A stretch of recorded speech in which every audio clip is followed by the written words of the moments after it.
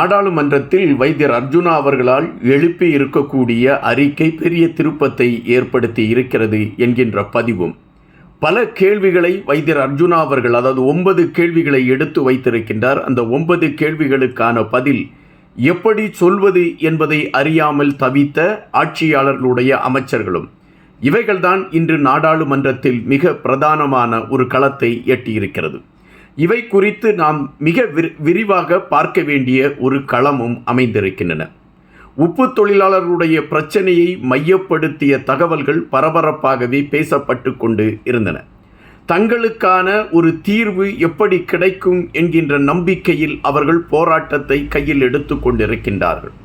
தற்போது வரை 12 நாட்கள் அந்த போராட்டம் நடத்தி முடிக்கப்பட்டிருக்கிறது என்பதுதான் செய்தி. இன்னும் போராட்டம் தொடர்ந்து கொண்டிருக்கின்றது. அந்த போராட்டத்திற்கான தீர்வை எடுக்க வேண்டிய அரசு அதற்கான தீர்வை எடுத்திருக்கிறதா என்றால் இல்லை என்பதுதான் வருத்தமான பதிவாக இருக்கின்றது. போராட்டம் என்பது அரசு செய்யக்கூடிய குளறுபடிகளை மையப்படுத்தி எடுத்து வைக்கக்கூடிய போராட்டம் என்பதை விட ஒரு குறிப்பிட்ட தொழில் அளிக்கக்கூடிய ஒரு நிலைமையை நோக்கி சென்று கொண்டு இருக்கிறது என்கின்ற அடிப்படையின் அந்த தொழிலாளர்கள் இணைந்து நடத்தி கொண்டிருக்கக்கூடிய இந்த போராட்டத்திற்கான ஆதரவு களத்தை அவர்கள் பல கோணத்தில் தேடினார்கள். அப்படி தேடிய பொழுது அவர்களுக்கு கிடைத்த பதில்கள் ஒரு நேர்மறை பதில் என்பதை விட எதிர்மறை பதிவுகளாகத்தான் இருந்தது. எனவே தங்களுக்கான ஒரு விடியல் கிட்டுமா என்பதும், தங்களுடைய குடும்பங்கள் பட்டுக்கொண்டிருக்கக்கூடிய இன்னல்களிலிருந்து ஒரு அடுத்த நகர்வுக்கான களம் அமையுமா என்கின்ற விடையும் கேள்வியாகிறது. கேள்வியாகின்ற பொழுது அவர்கள் ஏதாவது ஒருவருடைய கதவை தட்ட வேண்டும் என்கின்ற நிலைப்பாட்டிற்கு தள்ளப்படுகின்றார்கள். அப்படி தள்ளப்படுகின்ற சூழலில் அவர்களுடைய விழிகள் ஒவ்வொரு பக்கமும் திரும்பி பார்க்கின்றது. யாராவது தங்களுக்கு உதவுவார்களா என்கின்ற எண்ணம். அந்த சூழலில்தான் வைத்தியர் அர்ஜுனா அவர்களுடைய ஒரு களம் அங்கு ஒரு பிரதான தளத்தை பிடிக்கின்றது. வைத்தியர் அர்ஜுனா அவர்களிடம் தங்களுடைய குமுறலை அவர்கள் கொட்டி தீர்க்கிறார்கள்.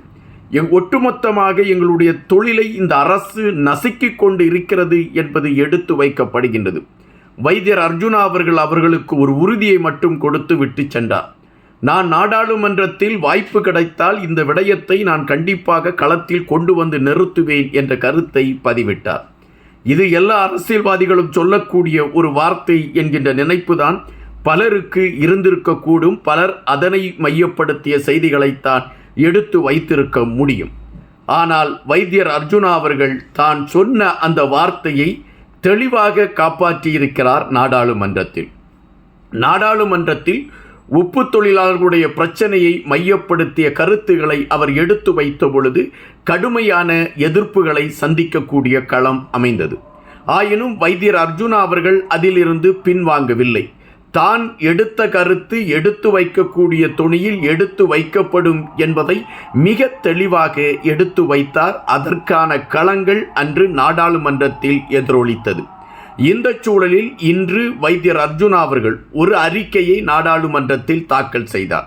அந்த அறிக்கை ஒட்டுமொத்தமாக உப்பு தொழிலாளர்கள் பட்டுக்கொண்டிருக்கக்கூடிய வேதனைகளை மையப்படுத்திய அறிக்கை என்பதை விட அரசுக்கு அவர் எழுப்பியிருந்த கேள்விக்கணைகள் அதிலே இருந்தன.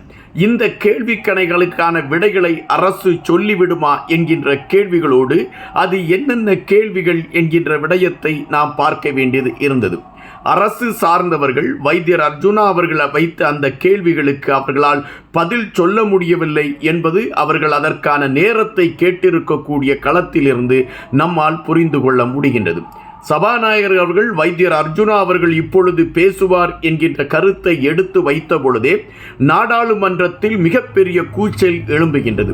வைத்தியர் அர்ஜுனா பேசிவிடக் கூடாது என்பதற்கான ஒரு கருத்தை ஆளும் கட்சியை சார்ந்த நாடாளுமன்ற உறுப்பினர்கள் எடுத்துக்கொண்டு வைத்தியர் அர்ஜுனாவிற்கு எதிரான கருத்துக்களை பதிவிடுவதற்கு அவர்கள் வேகம் கட்டுகின்றார்கள்.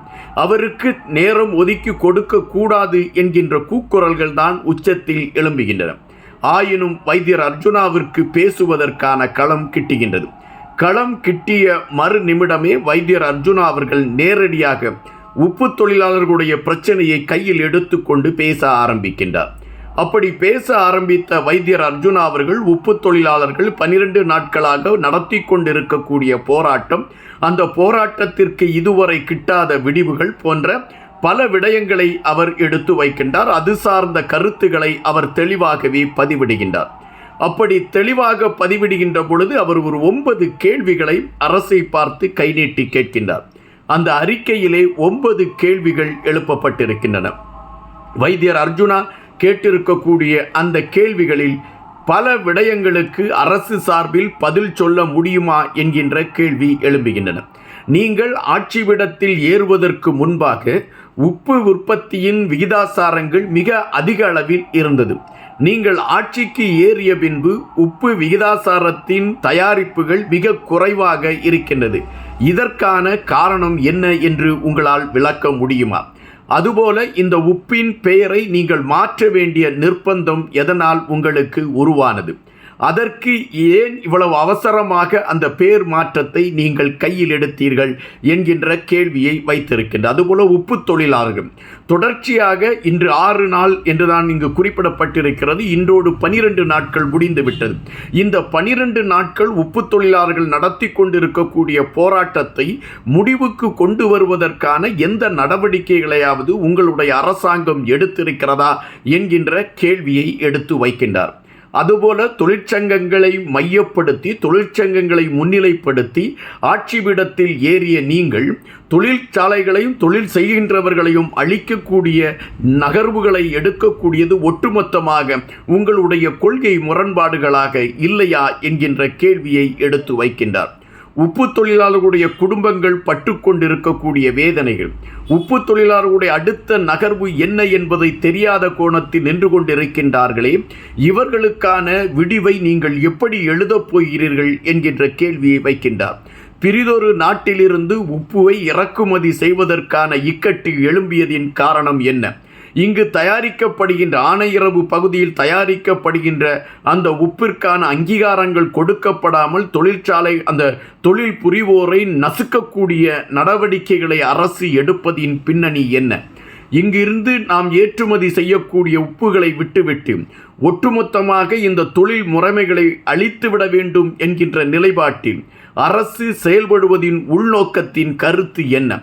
ஒட்டுமொத்தமாக தமிழ் சமூகத்தை சார்ந்த தொழில்கள் அழிந்து போக வேண்டும் என்ற நிலைப்பாட்டில் இந்த அரசு செயல்படுகிறதா என்கின்ற கேள்விகளை வைத்தியர் அர்ஜுனா அவர்கள் எடுத்து வைத்திருக்கின்றார். பரவலாக வைத்தியர் அர்ஜுனா அவர்கள் ஒரு கருத்தை பதிவிடுகின்றார் என்றாலே வைத்தியர் அர்ஜுனாவை விமர்சனம் செய்யக்கூடியவர்கள் முதலாக வைத்தியர் அர்ஜுனா கொண்டு வந்திருக்கக்கூடிய இந்த சிறப்பு கேள்வி தீர்மானத்தை பலர் வரவேற்றிருக்கிறார்கள் என்பது இங்கு பதிவாகக்கூடிய ஒன்று. வைத்தியர் அர்ஜுனாவை பொறுத்த மட்டில் மக்கள் சார்ந்த விடயத்திற்காக நான் போராடுவேன் என்கின்ற கருத்தை அவர் எடுத்து வைத்தார். அந்த கருத்தில் தெளிவாக போராடுகிறார் என்பதற்கு உப்பு தொழிலாளர் பிரச்சனையை அவர் கையில் எடுத்துக்கொண்டு பயணிக்கக்கூடிய விடயமே சாட்சியாக இருக்கிறது என்பதுதான் நிஜம். நன்றியுடன் இன்பா.